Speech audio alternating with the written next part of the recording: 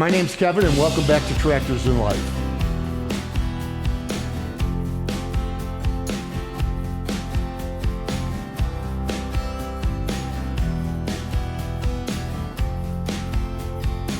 You know, I've talked a number of times on this channel how much we just absolutely love the change of seasons. We really do. Each season has its own distinct identity. And of course, right now it's spring. It's been a long, cold winter with a significant amount of snow. So yeah, we are absolutely looking forward to it. And today is one of our favorite days of the year when our awning arrives outside. It adds a whole nother room to us for our use and enjoyment of the back of the property and nature and the wildlife and everything that goes along with it. Of course, we're also going to do some springtime chores. I've said before, if it doesn't move, it gets pressure washed. That's my motto in the spring. So we're going to obviously get some of that done. We're also going to get the tractor ready. I, over the winter, did kind of the heavy maintenance on it, but we've got some additional maintenance remaining that I want to get taken care of. And I also want to get the tiller ready. I use the tiller as much as any attachment that I own, obviously for tilling the garden, but I've got some snow plow damage that I did over the winter that I want to get taken care of, and I found that the tiller works absolutely great for that, and a bunch of other things. So glad you joined us. Let's get to work. You know, if I'm honest, tractors, accessories, repairs, that's kind of what I do, but do I keep up with greasing like I should? No, I don't. I have to be honest with you, I don't. And I'm not proud of that. I mean, it's probably the easiest thing that you can do for your tractor to take care of things, but I'm making a vow to get better on it starting right now.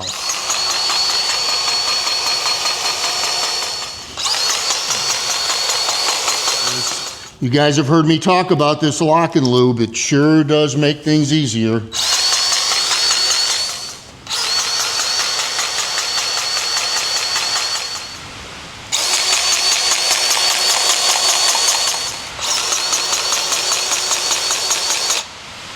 You know, one of the easiest things you could do, most tractors have this in various locations, usually under the front hood. It gives you all the grease locations.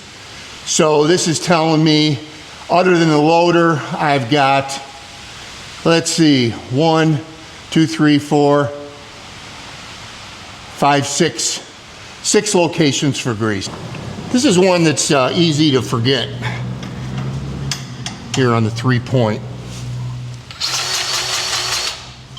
So under the tractor, I like to bring a bunch of paper towels with me, work towels. So one thing I noticed when I was pressure washing the tractor was this front U-joint cover had come loose. It's made to slide back for surfacing, for greasing. So right here is the grease fitting for the front U-joint. And I lucked out, it's pointing the right way. Let's get the lock and lube on there.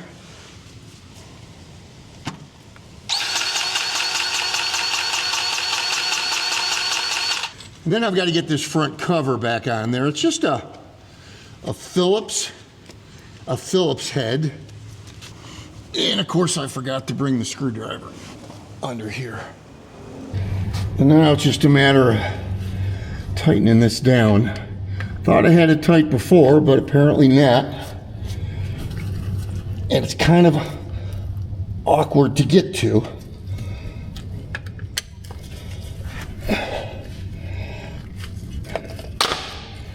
It was loose.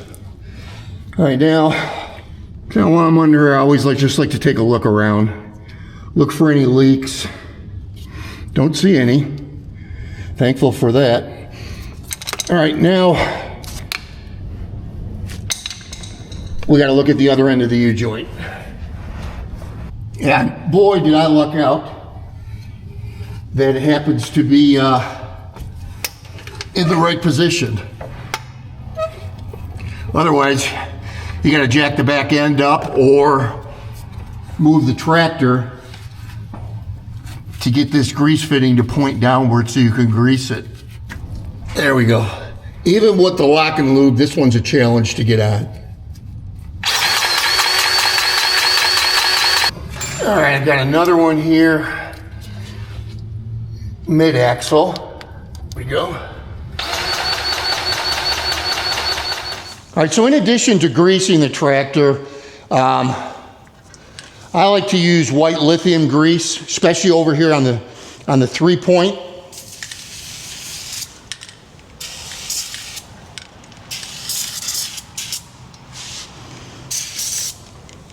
Basically, wherever metal meets metal.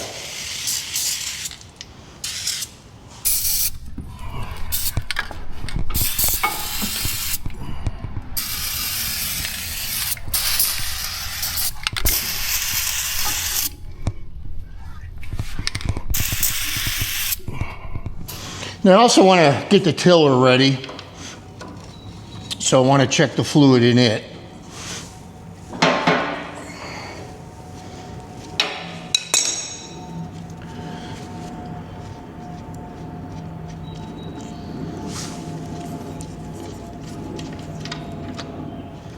And that's what I wanted to see. Fluid coming out, which means I'm full.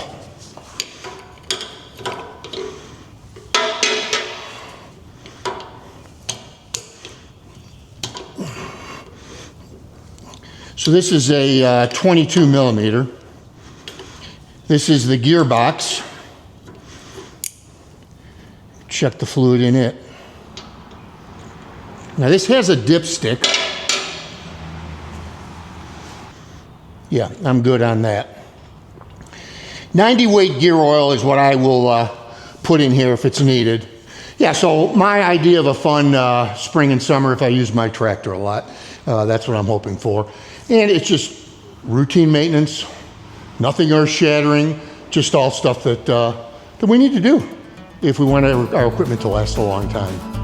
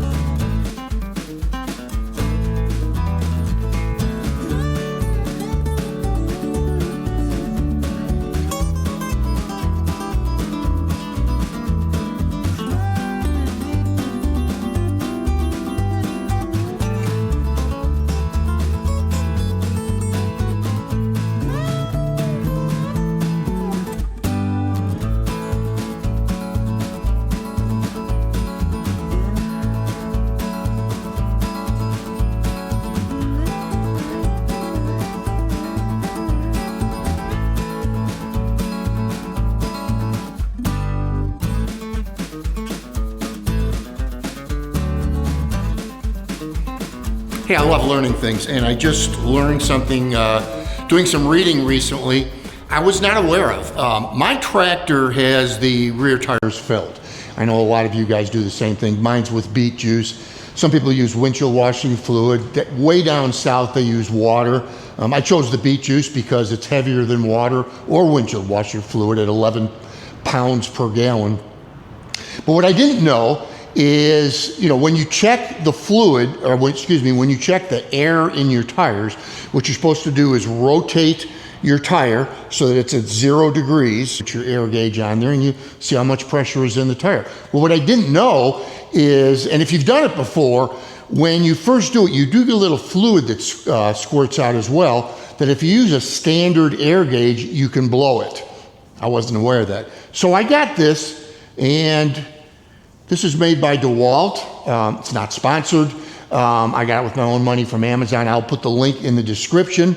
It's a little bit more money than a standard air gauge, but this is designed for checking air pressure in tires that have fluid in them. So I just thought I'd pass that along. I'll put the link in the description and the pinned comment.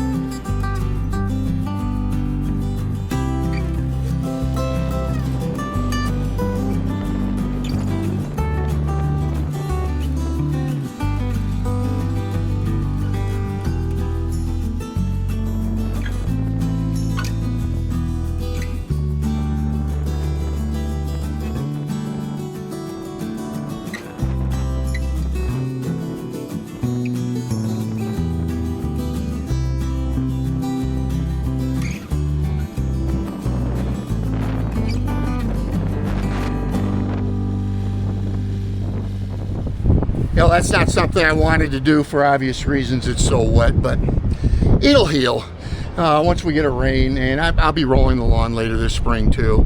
But I just got a call that the awning people are coming out tomorrow, so I want to get this trailer unloaded with all the furniture right after they leave. So, here's what it is. Yeah, I deal with this every spring, though this spring is, well, that's the worst I've seen in years. It is middle of April. Normally I'm cutting the grass by now. I can't.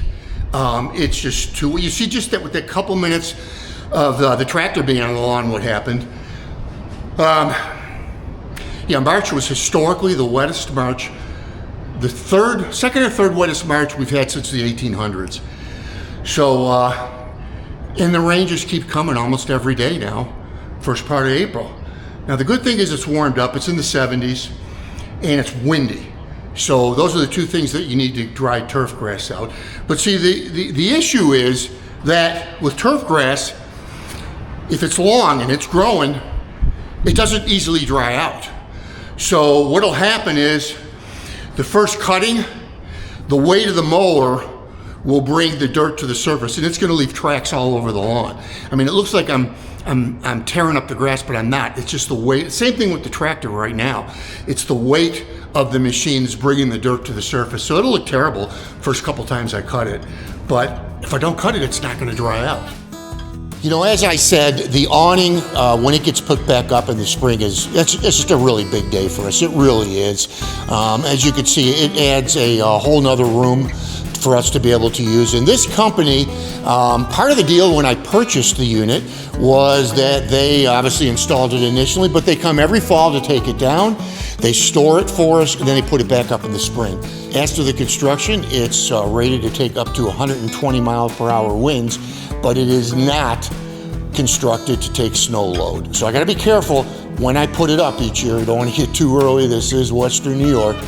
But yeah, we're super excited. Trailer's back where it belongs. I mean, this is just unbelievable. Look at this. I mean, this is just from setting the trailer in place. Right now, as I stand here, I don't know when I'm ever going to get on this lawn to cut it, honestly. I mean, it is so wet. Yeah. Now it's spring.